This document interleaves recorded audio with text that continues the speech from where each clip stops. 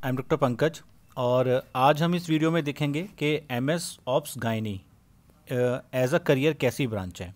काफ़ी दिनों से मुझे रिक्वेस्ट आ रही थी कि सर ऑप्स और गायनी पे एक वीडियो तैयार कीजिए, तो चलिए शुरू करते हैं।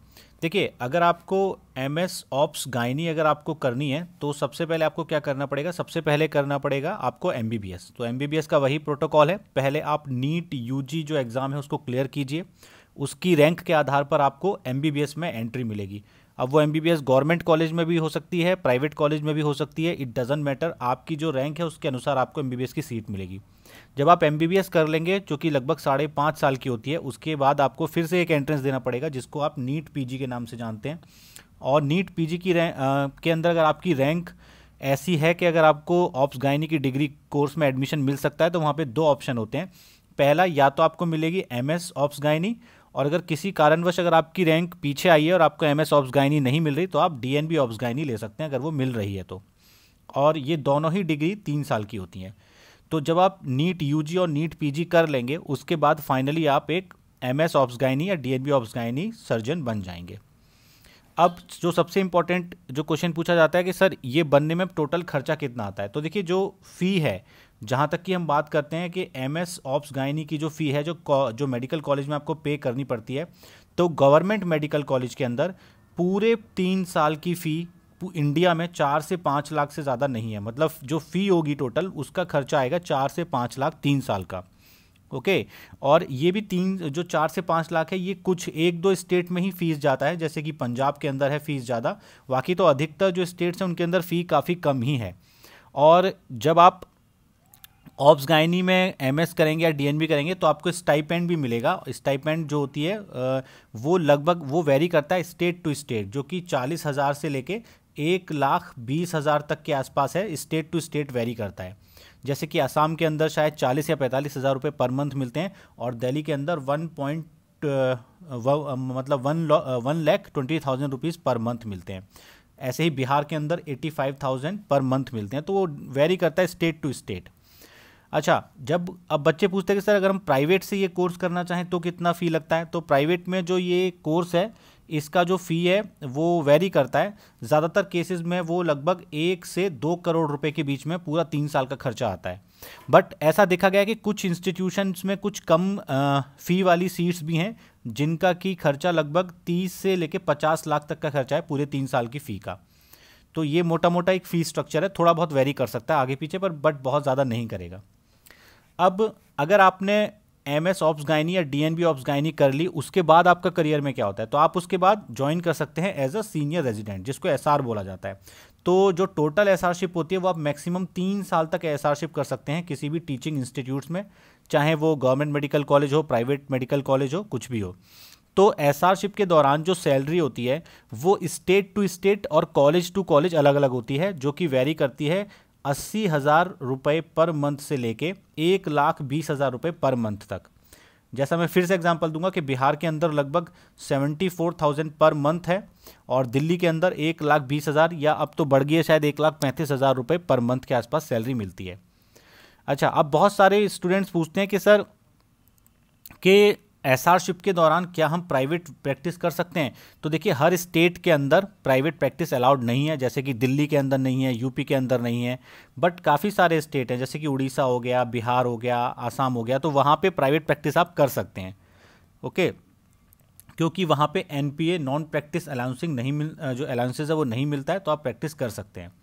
और काफ़ी सारे स्टेट में लोग कर भी रहे हैं, जबकि इवन मैंने ये भी देखा है कि जहाँ पे प्राइवेट प्रैक्टिस अलाउ नहीं है वहाँ भी लोग चोरी छुपे प्रैक्टिस कर ही रहे हैं, पैसा कमाने के लिए, ज़्यादा पैसा कमाने के लिए, और लोग कमा भी रहे हैं। अब एक और ऑप्शन है, काफ़ी लोग मैंने देखा है जिनको जो फाइनेंशियली स्टेबल होते हैं या जिनके पेरेंट्स का अपना हॉस्पिटल है, वो लोग अपना खुद का ही हॉस्पिटल मेंटेन करने लग जाते हैं आफ्टर डूइंग पीजी और एसआरशिप। और प्राइवेट जो अपनी प्रैक्टिस होती है, अगर उसमें आपकी प्रैक्टिस चल पड़ती है फिर तो आप काफ़ी ज़्यादा पैसा कमाएंगे, इसमें कोई डाउट है ही नहीं। इवन वो तो किसी भी क्लिनिकल ब्रांच में अगर आपका खुद का हॉस्पिटल ज़्यादा चलता है तो पैसा तो आप ज़्यादा कमाएंगे ही कमाएंगे।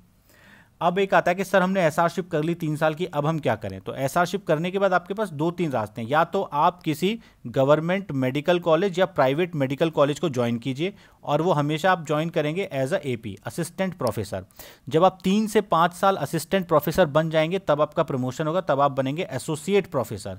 एसोसिएट प्रोफेसर बनने के बाद फाइनली आपका जो प्रमोशन होगा तब आप बनेंगे प्रोफेसर। तो ये कोई भी ब्रांच हो यही प्रोटोकॉल होता है कि, या बोलें कि यही एक आपका तरीका है, पहले एसआर बनता है इंसान, फिर एपी बनता है, फिर एसोसिएट प्रोफेसर बनता है, बाद में प्रोफेसर बनता है। तो ये तो बात हो गई आपकी आपने जब गवर्नमेंट या प्राइवेट मेडिकल कॉलेज ज्वाइन कर लिया। उसके अलावा आप क्या कर सकते हैं, उसके अलावा आप अब बहुत सारे स्टेट सर्विसेज होते हैं जहाँ पे कि स्पेशलिस्ट मेडिकल ऑफिसर की जॉब भी निकलती है, तो वहाँ पे आप स्पेशलिस्ट मेडिकल ऑफिसर ज्वाइन कर सकते हैं इन ऑप्स गायनी के अंदर ज्वाइन कर सकते हैं, जिसमें कि आपको district hospital, community health centre में पोस्टिंग दी जाएगी। ओके, और या फिर अगर आप इच्छुक हैं तो आप प्राइवेट हॉस्पिटल में आप कंसल्टेंट बन सकते हैं अगर आपकी प्रैक्टिस अच्छी चलती है तो, या फिर आप अपना खुद का हॉस्पिटल भी मैनेज कर सकते हैं। तो ये बहुत सारे तरीके होते हैं लाइफ में आगे जाने के। नेक्स्ट है, कुछ लोग बोलते हैं सर हम ऑप्स गायनी या डीएनबी गायनी करने के बाद क्या फर्दर स्टडीज कर सकते हैं? बिल्कुल करते हैं, और लोग कर भी रहे हैं।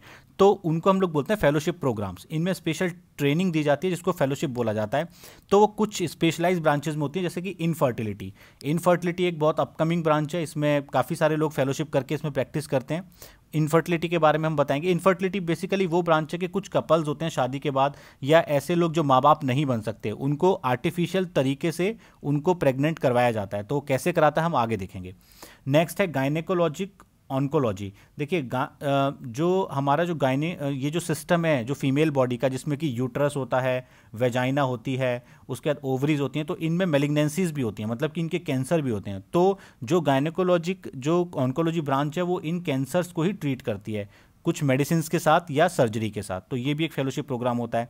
उसके बाद होता है गायनी एंडोस्कोपी या मिनिमल असेस सर्जरी या लेप्रोस्कोपिक गायनेकोलॉजी। तो इसमें एक देसी भाषा में समझाऊं तो दो तरीके के ऑपरेशन होते हैं। एक तो जो आपका जो एब्डोमेन जो होता है, जो पेट में पूरा चीरा लगा के किया जाता है इंसिजन देके, और आजकल एक होता है लेप्रोस्कोपी, मतलब जिसको कि देसी भाषा में दूरबीन का ऑपरेशन बोलते हैं। तो कैमरे की हेल्प से ऑपरेशन किया जाता है, इसको बोलते हैं लेप्रोस्कोपिक गायनेकोलॉजी। तो इसकी जनरली फेलोशिप करनी पड़ती है लोगों को, तो इसमें भी आप फेलोशिप कर सकते हैं, और बहुत ही अच्छी ब्रांचेज हैं सारी की सारी।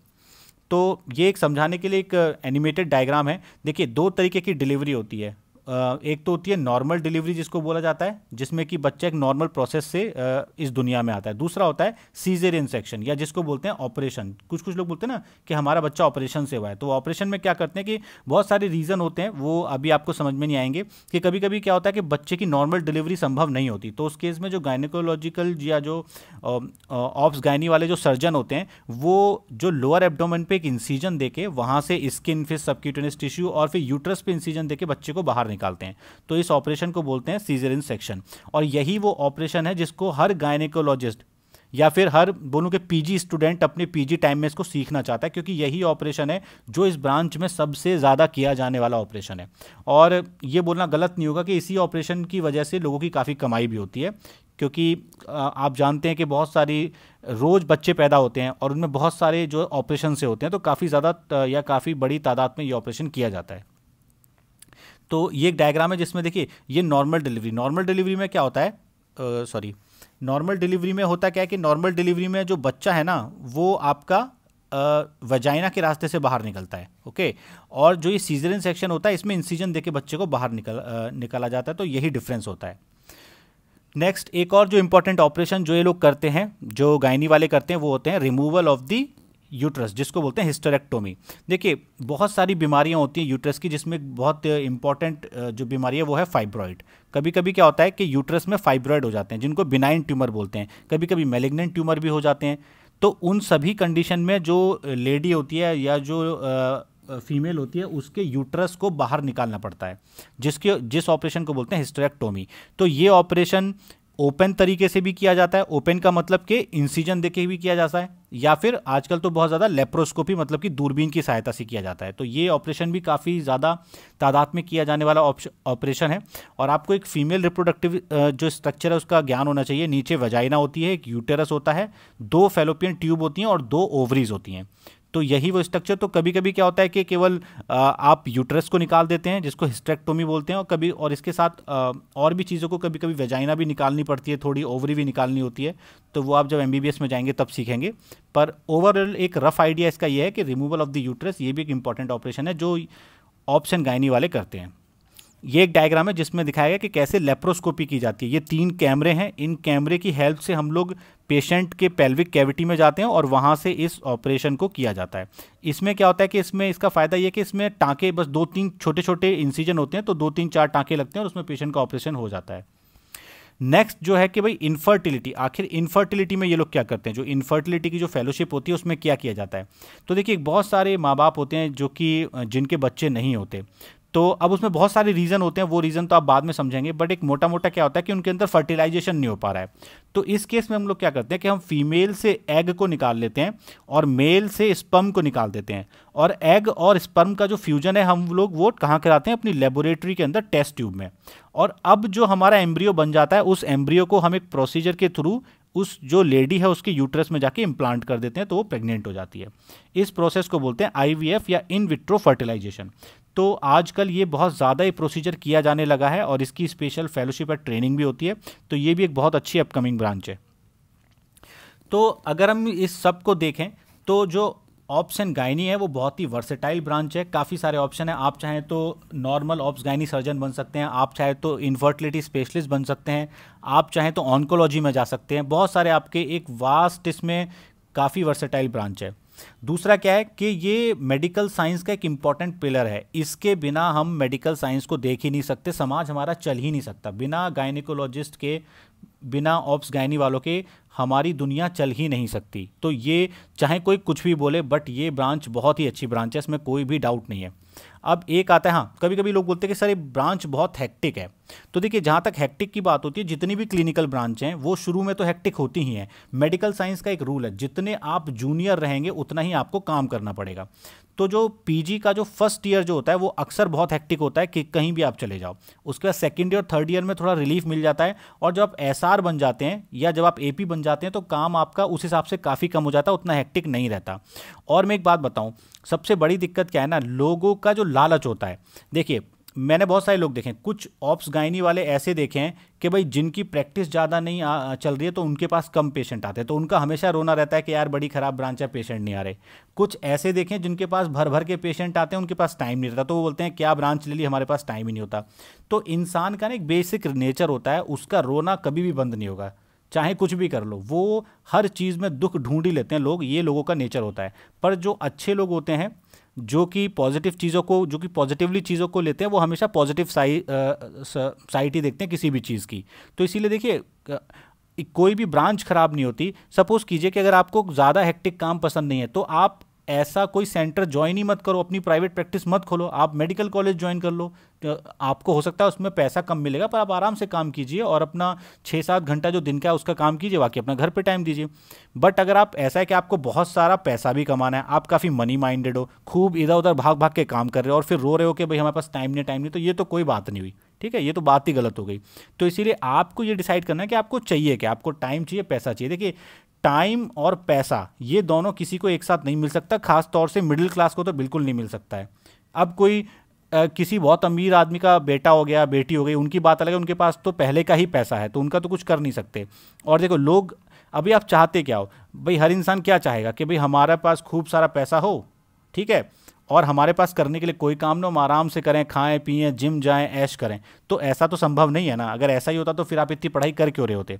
तो इसलिए इस बात को ध्यान में रखना है कि हमें अपनी लाइफ में क्या चाहिए, या आप पैसे के पीछे भाग लो या आप टाइम सेव कर लो, तो दोनों चीज़ तो नहीं मिल सकती, ऐसा मेरा मानना है।